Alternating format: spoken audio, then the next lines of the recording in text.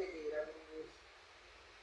Nja kugezaako nga bwe nsobodde ebimu ne mbivunuula ne mbiteeka mu Luganda bwe kibadde nti Oluganda lwange si olwo lw'omulembe si lulungi naye nja kugezaako ndowooza muyinza ebimu okukitegeera. Amannya bampita Honorable Peggy Joy Wako, akiikirira abakadde mu ggwanga lyonna. The National Female Member of Parliament, akiikirira abakadde, abasajja n'abakazi mu ggwanga lyonna. Kati omwami oyo ekikulu ky'abadde atutegeeza ate Parliament ndi ku forum ya social protection nga member.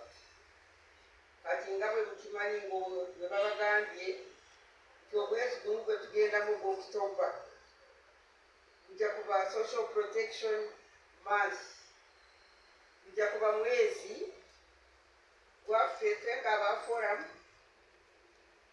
nga bwe tunaaba tugezaako okulaba nti ofunye okuyamba okutambula embeera z'abantu n'okufuulira ddala kye balina okubeera. Eyo mu Luzungu nga bwe bakibagambye bakiyise social protection as an enabler for human capital development across the lifestyle. Ekiwandiiko kibadde kinene naye byonna njagezaako n'ebifunza byonna sijja kubyogerako nga Honorable Odonga bw'abyogeddeko, naye nzigiyemu ebikulu bye kiki. Kati ekigendererwa kyaffe mu mwezi guno ffe ng'aba social protection tuza kugezaako nga bwe tusobodde kuyamba abo abateeyamba, tulabe nti nabo embeera yaabwe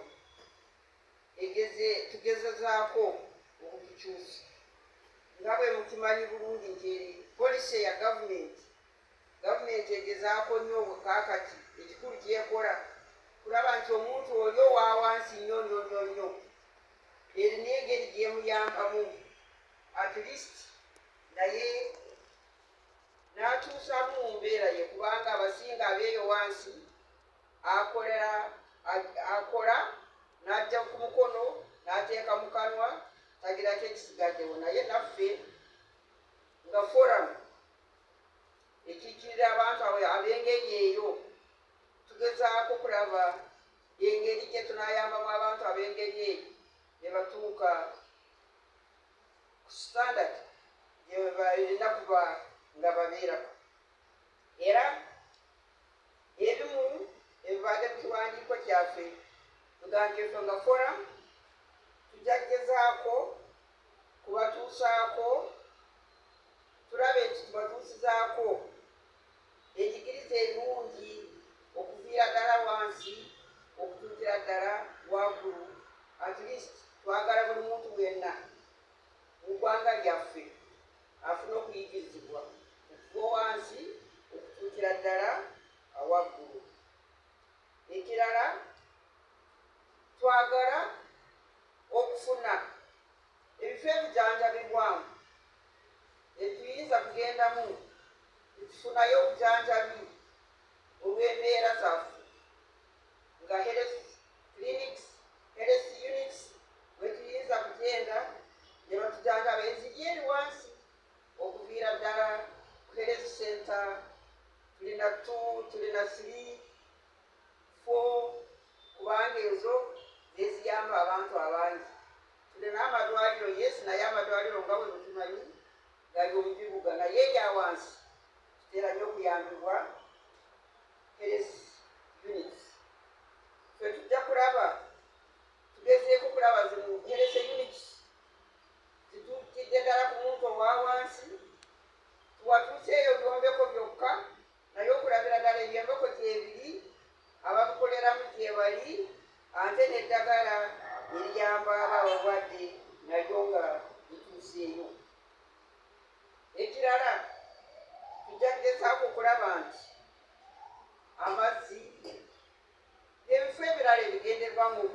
tuyamba okutuusa ku mbeera yaffe eya bulijjo nabyo byebiri okuviira ddala wansi okutuukira ddala waggulu kubanga nga bwe mukimanyi bulungi eri wansi ebifo ebyeyambirwamu nze njogerera nnyo ku bakadde abakadde baffe babonabona nnyo kubanga ebifo ebyo byeyambiramu si byebyo ebyomulembe situkirangabo engeri gye balimu kati fe tujja kugezaako kulaba nti tugamba gavumenti etuusa ebifo ebyo omuntu owa wansi eri omukadde naye afunye ekifo yayinza kugenda nayeyambiramu. Ate ekirala tugezaako nnyo okutookako emisomo etali ya mulingo gumu na gumu kulaba nti abantu baffe batuusiza ku nteekateeka yabwe kubanga abantu abangi engeri abawansi oluusi engeri yebateekateekamu si ebyo byebandibadde bateekateekamu naye fe tujja kugezaako tukole alotovu tuyitamu tukole radio talks tukole workshops omwezi guno kulaba nti abantu baffe abawansi tubatuukiridde tulaba ki netubayambye tulaba nti embeera yabwe bagitegedde batya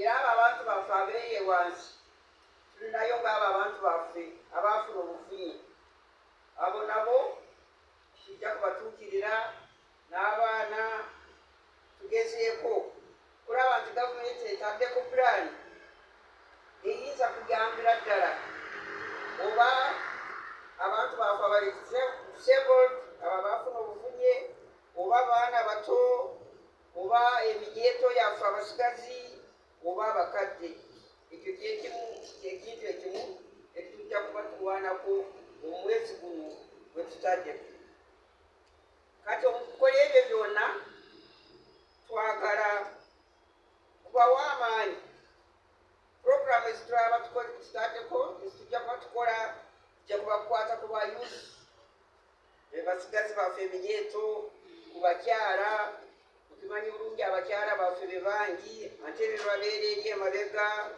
ku baana abato ku bantu abaafuna obufunye n'abakadde tujjagezaako nnyo okulaba nti bwekinaaba kisobosi at least oba bayinza kufuna emirimu tujja kukuba enduulu bagezeeko babafunire emirimu ndowooza kati mukiraba ennaku zino gavumenti egezezaako nnyo okuteekako za skilling centers kumpi mu buli kifo kati balinayo skilling center aba emiyeeto gyeraga ne bayiga ebyalaani ne bayiga okuseba isoke enviiri ne bayiga kukola ebya carpentry n'ebirala ng'ebyo ebikwatako abantu baffe abeeyo abawansi n'ekirala tujja kugezaako okulaba nti emizannyo si abo bonka bali mu masomero oba bali mu masomero oba tebali mu masomero tujja kugezaako emizaano nayo tulabe nti kintu kikulu nnyo era tugezeeko kugamba nti nayo balina kugiteekamu ekitiibwa ekikulu nnyo engeri gy'abantu baffe gye balyamu emirundi emingi tetumanyi endiisa y'abaana baffe ate omwana oba tomuliisiza akiri muto n'ogamba ajja ku bibyakuze oba tolina gy'omuyambi kubanga olina kumuwa omusingi omulungi omugumu okuviira ddala mu ddaala erya wansi okutuukira ddala ng'akuze awo n'alyoka abeera omwana omulungi ow'omugaso era ayinza kuyamba eggwanga lyaffe kati mu kukola ebyo byonna tujja kuba tufuna obuyambi kubanga sensasi gye tumaze etulaze nti youth bali kumpi ebitweka 78 ku buli 100, etulaze nti abakadde bali kumpi obutweka 4 ku buli 100, era netulagira ddala na health centers ezitulina, amalwaliro agatulina, amasomero agatulina, amayumba g'abantu agabasulamu getulina, ebyo byonna ffe nga forum tujja kugezaako okulaba nti gavumenti eyo yeyongeddeyo kuimprovinga muli ebyo abantu baffe balyoke bafune embeera nungi omunsi yabwe. Ate ekirala ye curriculum yaffe gye basomeramu. Curriculum nga bwe mukimanye olwaleero nene nnyo, naye tugezaako okulaba ba education program eyo bagezeeko batuteeremu ebyokuyigiriza banu abatasomye kugenda wala, kubayigiriza ebyokukola n'emikono yaabwe, n'ebyo bayinza kukola ne babaleetera enyingiza. Ebyo byonna ffe nga forum tujja kubiteekamu amaanyi.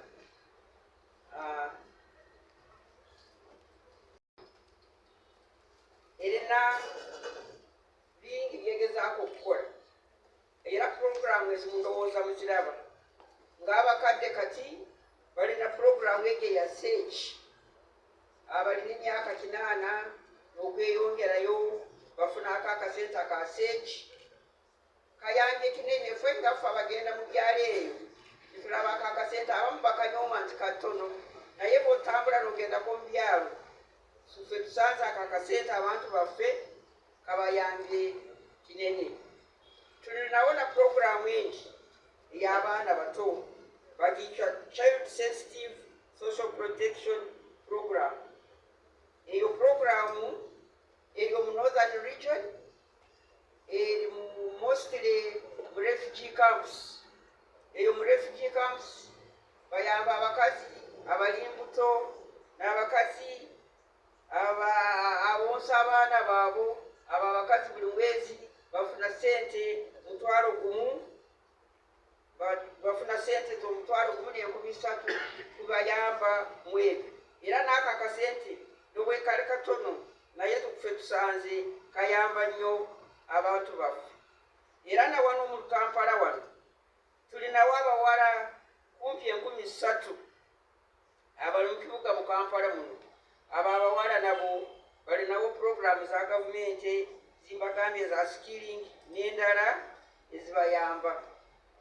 Then tulina puroguramu endala eya National Social Security Fund yaba abantu abakolera mu bitongole enti abatalinayo pension nga ebiseera byabwe by'okuwumula bituuse.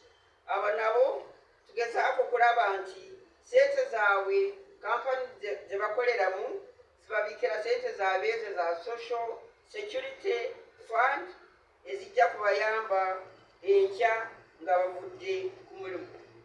Ate tulina n'abakozi ba gavumenti. Mukimanyi bulungi nti omukozi wa gavumenti bw'atuuka ku myaka 60 alina kuwummula ave ku mulimu gwe.